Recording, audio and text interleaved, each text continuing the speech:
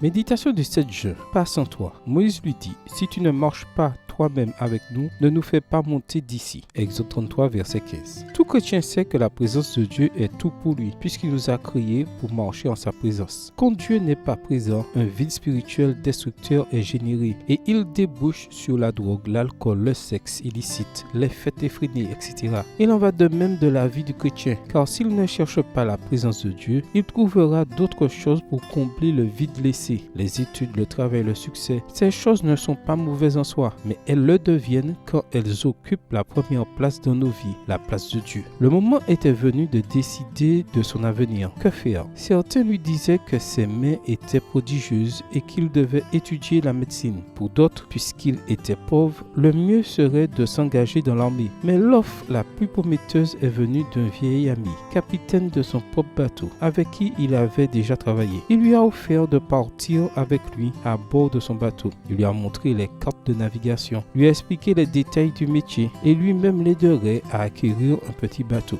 Ainsi, il évoluerait dans ce milieu. Mais voici en quoi consistait son activité. Acheminer des hallucinogènes vers l'Europe en échange d'armes qui seraient ensuite vendues au plus offrant en Colombie. Quelle voie prendre? La famille et les amis disaient que la meilleure option était d'accepter l'offre du capitaine. Mais il savait que c'était pas juste. Il a donc prié pour que Dieu le guide.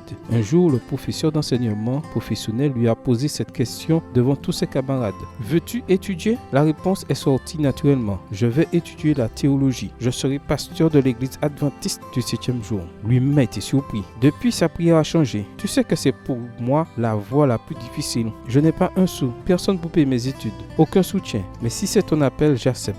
Accorde-moi ta présence. Il est aujourd'hui un fidèle serviteur de Dieu. Nous ne pouvons pas marcher dans la vie sans Dieu, car le résultat peut être désastreux. En quoi la vie de Moïse nous donne-t-elle un exemple dans le texte aujourd'hui? Eh bien, il n'était pas prêt à lever le petit doigt si Dieu n'allait pas avec lui. Le message d'Dieu pour toi aujourd'hui est donc, tu ne sais pas quel chemin prendre. Demande la direction. Je viendrai alors avec toi et te montrerai la voie à suivre. Bonne journée à toi et que le Seigneur te bénisse.